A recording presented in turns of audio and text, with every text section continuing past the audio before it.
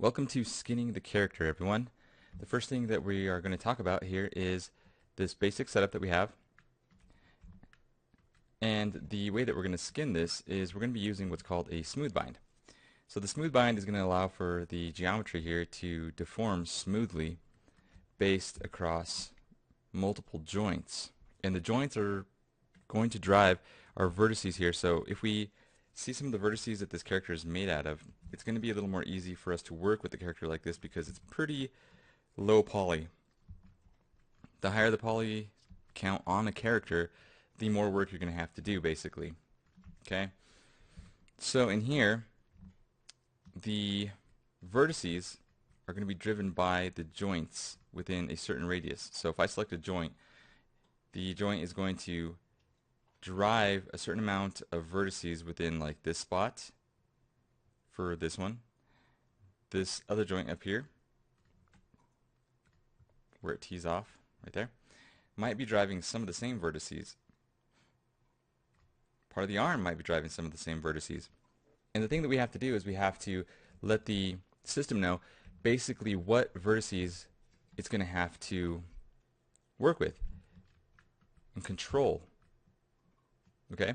So when we paint the weights, we basically have to minimize some of the movement that a joint like this may have, because this joint right here might be rotating, and instead of rotating just this section right here and getting these vertices to move with it, it might be pulling some of the vertices down here, even down here, across this way, even on this side a bit, and over this way, and contending with our roll bone automation here, and our elbow, possibly part of the hand, some of the hips and such. So what we're working with here is setting it up to be friendly for animation purposes.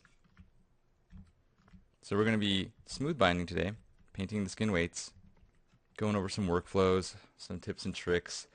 Every character is going to be different, and the different poses are going to allow for sometimes a better result. And that's why you'll see the T-pose and the spatial relationship between the hands here. If they were spread out even a little bit more, the radius of our joints could be cut down a bit and painted a little more easily, so that when we move this finger, when we rotate this joint right here for the finger spread, it's not going to pull some of these joints. Some of these vertices, and so on and so forth. And you guys are going to see exactly how that works. The first way for us to work with this is to select the proper joints. So we're not going to select just the entire skeleton, but we're going to select specific joints that we can add to the binding, because we're going to run into issues where we have two joints at the hips. Okay, we have the hips joint and we have the hips override. So instead of binding this to the hips, we're going to bind it only to the hips override.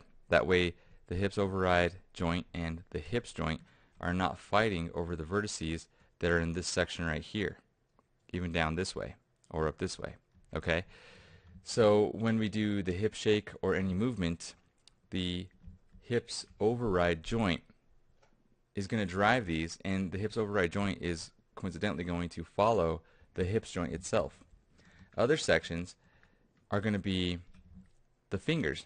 So the fingers, we're really only going to have these bones here driving it. I should have a third one here. I didn't put one, but for yours, you guys can definitely put one.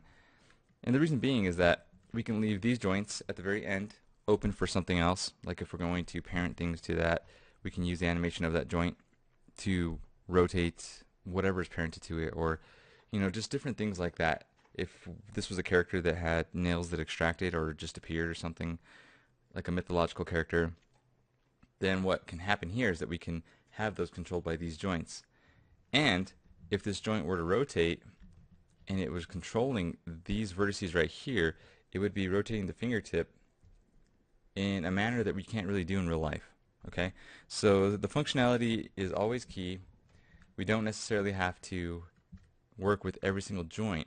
Like the eye joints are only going to really work with the eyes or control the eyes, and the problem with us having to bind those to any part of the head during one selection can give us really weird deformations and cause us a lot more work to get the weights painted and all that other stuff in here. Now, if you would like, you can always add more joints to your face, and there's methodologies here for having our facial movement come off of multiple joints that we set around here.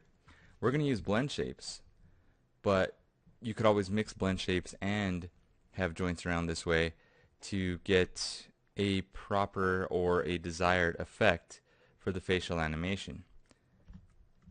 For some of the gaming rigs, you'll see that they'll use joints around the mouth opposed to blend shapes, but some of the others will have a mixture of the two or just blend shapes. Now,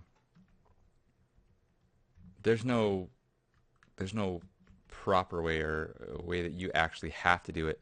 You can send some of the things over as long as you can get them to come over correctly and work for you, then that's best. But if you're doing a game rig, we're not actually going to cover putting the joints around here and painting the weights to move the deformations of this face. But we are going to do blend shapes, and only blend shapes in this tutorial, or this set of tutorials, because the other one's a little bit beyond the scope of this class. If we get a little time, we can go over that, but we're already working on deadline as it is. So in this next section, we're going to select the joints, and we're going to do that from the outliner, because you're going to see that when you bring up the outliner, so window outliner, we have all these joints that we're going to drop down. Okay, we're going to pick the proper joints here, and we are going to select the skin and bind them, and then we're going to get into the weight painting process.